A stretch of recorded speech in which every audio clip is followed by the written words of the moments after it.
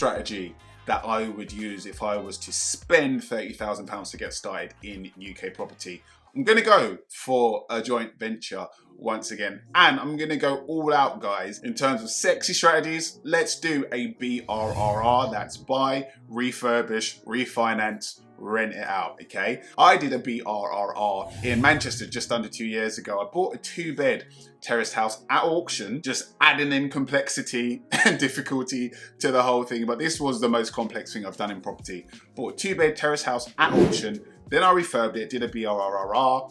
I released just under £25,000 in equity, and that is the big payoff from doing BRRR. You release equity, big chunks of equity in a short time frame. So I bought it for 127,000 at auction, and I refurbed it, raised its value to 160,000.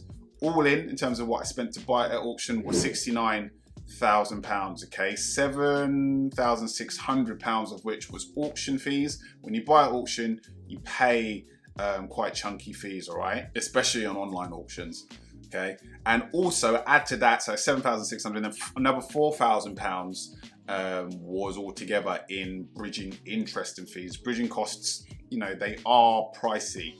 So of that £69,000, just under £12,000 was auction fees and bridging costs. Now, if I did that again, okay, instead of an auction, I would try to source a property direct from vendor. Now, this is a strategy that I'm not going to go into here, but more experienced, sophisticated landlords, real property people who are running property as a business, use this strategy. Why? Because you can often get properties for much lower than the market price if you're sourcing them direct from vendors, okay? And you can source them in different ways. You can literally go direct to vendors through different ways, like online marketing, letters, via estate agent relationships. There's different ways to do it. So if I did it again, I'd try that out, okay? You've got nothing to lose.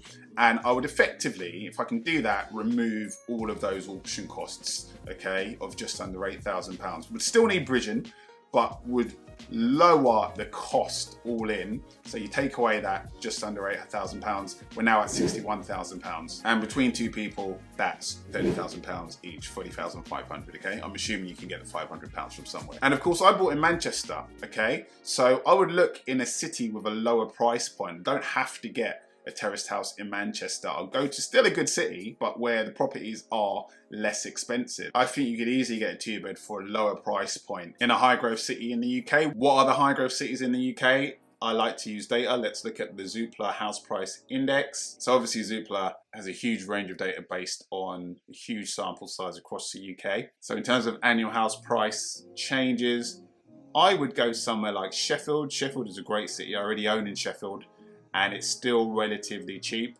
I said earlier I'd go in Greater Manchester, I'd go in Liverpool, and even Leeds, because Leeds is still pretty affordable despite it being a really great city. To be fair, it's massively underpriced in my opinion, but I'm sure its time will come soon. So you can go to a city with a lower price point, and you might even be able to lower that price from 61,000 to below that. You know, you might be able to get to maybe 56, 57,000 pounds. And I'd join forces with a partner and do a refurb, a 2-3-bed terraced house. By the way, that 69,000 original number that I gave when I talked about buying my property in Manchester at auction that I refurbed, that includes the actual cost of the refurb, right?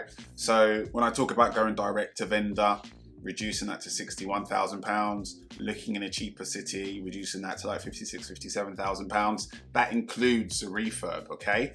And you know, you do a refurb, and with the right property, you could quite easily pull out, you know, £20,000 upwards doing a BRRR as a joint venture with a partner. Divide that by 2, you know, you're going to get at least £10,000 back out, okay? So you really spent £20,000, and then you retain that property and rent it out thereafter. So that is a high risk, high effort, high cost strategy. It's higher cost because you're paying for a refurb, a significant refurb.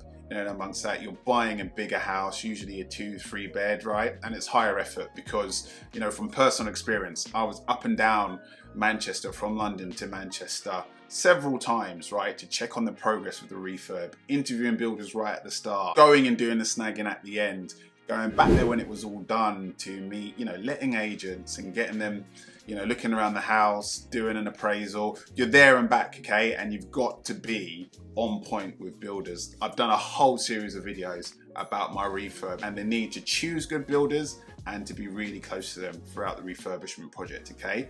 It's the highest cost, highest effort, but it is the highest reward in terms of strategy. Thank you for watching. This year I'm making a video every month to answer any questions that you have for me. So whether you want to know whether you should invest in a limited company or in your own name, whether you should buy a flat or a house, what is the best way to get started in property, or who my barber is, just let me know. You can ask me in the comment section below, on Instagram, on TikTok, and I'll make a video dedicated to your questions. Like and subscribe, and thanks for watching.